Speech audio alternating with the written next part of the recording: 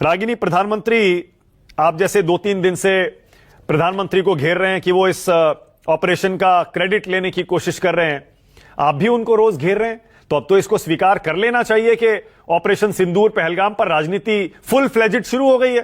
तो कोई भी पीछे क्यों रहेगा रागिनी? अच्छा, मानक देखिए, मानक पुलवामा के शहीदों के नाम पर वोट मांगने का काम मोदी जी ने किया और न सिर्फ भारत ने बल्कि पूरे विश्व ने देखा। ये एक ऐसा तथ्य है जिसे ना तो छुपाया जा सकता है और ना ही झुठलाया जा सकता है, पहली बात। अब मैं दूसरी बात पर आती हूँ। देखिए, 56 इंच का सीना, लाल आंखें, विश्व गुरु, महामानव, स्वयंभू, ऐसी तमाम अतिशयोक्तियां हैं जिनसे नरेंद्र मोदी जी अपने आप को नवाजते रहते हैं। और समय और इतिहास इस बात की गवाही देता है कि बार बार ये सिद्ध होता है कि मोदी जी की ऊंची दुकान और फीके पकवान है, नाम बड़े और दर्शन छोटे हैं। आज बीकानेर में जाकर भी मोदी जी ने एक और ऐसी इस पूरी श्रृंखला में एक और अतिशयोक्ति जोड़ दी, जब उन्होंने कहा कि मेरी तो नसों में खून की जगह गर्म सिंदूर बह रहा है। अब देखिए, पुलवामा की सियासत से मैंने शुरू किया और अब सिंदूर पर सौदे का आरोप तो लग ही रहा था और कोई विपक्ष नहीं लगा रहा है, उस अमेरिका के राष्ट्रपति लगा रहे हैं जिन्होंने अभी थोड़े समय पहले ही भारत के नागरिकों के पैरों में बेड़ियां डालकर भेजा था और हम कुछ कह नहीं पाए थे। तो आप कितना भी कह लें कि ट्रंप की गंभीरता पर मत जाइए, ट्रंप की बात पर नहीं जाइए, पर एक नीतिगत जवाब मिलना चाहिए था। तो अब सिंदूर के सौदे के आरोप के आगे सिंदूर पर सियासत भी शुरू हो गई है। और बड़ी अच्छी बात कही। देखिए, जो भारत की विवाहिता महिलाएं हैं ना, मेरी तरह, हम जब ये मांग में सिंदूर लगाते हैं मानक, तो ना इस पर सियासत बर्दाश्त करते हैं ना सौदा बर्दाश्त करते हैं। और पहलगांव की वो तमाम माएं और बहनें जिनकी बात मोदी जी कर रहे थे और जिनकी मांग का सिंदूर उजड़ा, वो आज ये जरूर पूछ रहे होंगे कि ये 4 आतंकवादी अभी तक पकड़े क्यों नहीं गए।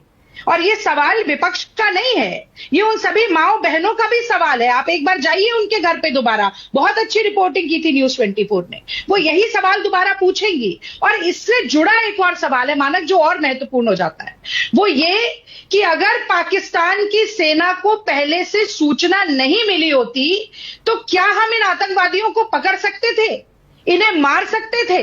तो ये दोनों सवाल आपस में जुड़ जाते हैं।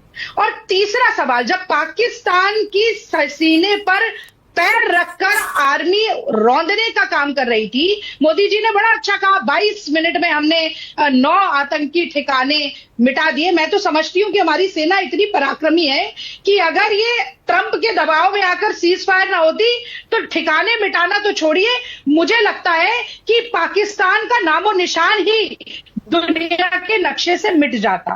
पर आज दुख की बात है मानक कि वो आतंकवादी मिले हो चाहे ना मिले हो, नरेंद्र मोदी जी को ये नए स्टाइल स्टेटमेंट रोज मिल जाते हैं। ये क्या है? ये किस तरह का स्वांग है? क्या ड्रामा है? क्या नौटंकी है? मैं जानना चाहती हूँ। ये वर्दी पहनकर सेना की मोदी जी किस सीमा पर गए थे? और अगर सीमा पर नहीं गए और केवल फोटो खिंचवाने के लिए मोदी जी ये यूनिफॉर्म पहनते हैं, तो मुझे लगता है कि ये बहुत बड़ा अपमान भी है सेना का कि केवल फोटो आपके लिए आप इस तरीके का पूरा एक स्वांग रचेंगे। मतलब आपके पास समय नहीं है कि आप सर्वदलीय बैठक में जाएं, आपके पास समय नहीं है कि आप विशेष सत्र बुलाएं, पर आपके लिए फोटो सेशन का समय हमेशा निकल आता है। और मानक एक बात मैं और कह दूं, और ये केवल इसी की बात नहीं है, एक फोटो में और दिखाना चाहता हूं।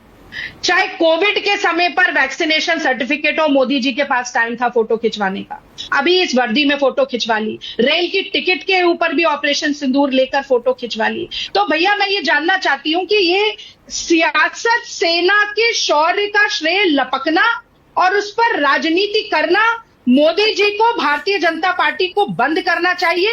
आज जो देश के सवाल है, सर्वदलीय बैठक क्यों नहीं हुई, 1 महीने बाद भी आतंकवादी क्यों नहीं पकड़े गए? एक रिपोर्ट आई है मानक, आपने भी देखा होगा टेलीग्राफ में, जो कह रही है कि शायद यही आतंकवादी थे, सुरक्षा बलों को लगता है, जिन्होंने 3 पिछले बड़ी आतंकवादी घटनाओं को भी अंजाम दिया।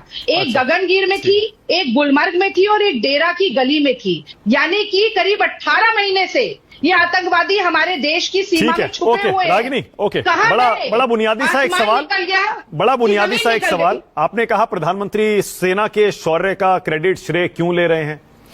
भाई 1971 में पाकिस्तान को बांटने का क्रेडिट आप इंदिरा गांधी को देते हैं ना, तब भी तो लड़ाई तो सेना ने ही की थी।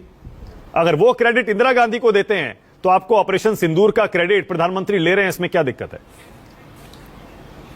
माना का अच्छा देखिए, अब ये ना एक मैं चाहती हूं आप तो सुन ही रहे हैं, ये जो आपके दर्शक है वो भी सुने। मैं अगर कहूंगी 1971 किसी का नाम नहीं लूंगी तो भी लोग कहेंगे इंदिरा गांधी। कुछ चीजें समय का न्याय जो है वो स्थापित करता है। आप जैसा हमारा मजाक उड़ाकर पाकिस्तान निशाने पाकिस्तान की बात की, जब निशाने पाकिस्तान की बात होती है तो लोग कहते हैं मोरारजी देसाई जनसंघ के जनता पार्टी के बनाए प्रधानमंत्री, केवल एक ही ऐसे प्रधानमंत्री हैं देश के जिनको निशाने पाकिस्तान मिला था। तो ये तो है, अचानक से इंदिरामयी कैसे हो गया पूरा देश, कैसे ऑपरेशन सिंदूर के बाद 1971 की बात करने लगे। और नहीं, एक बात, एक आखिरी लाइन, अगर पीओके के ऊपर सेना को न रोककर कब्जा आज कर लिया होता तो 2025 का नाम लेते ही देश क्या दुनिया कहती Narendra Modi. Okay Shazia, Donald Trump के दबाव में आ गए, शाजिया आपकी बारी है, बोलिए। खींच लिए तो जवाब तो देना पड़ेगा। ठीक है शाजिया बोलिए, आपकी बारी है।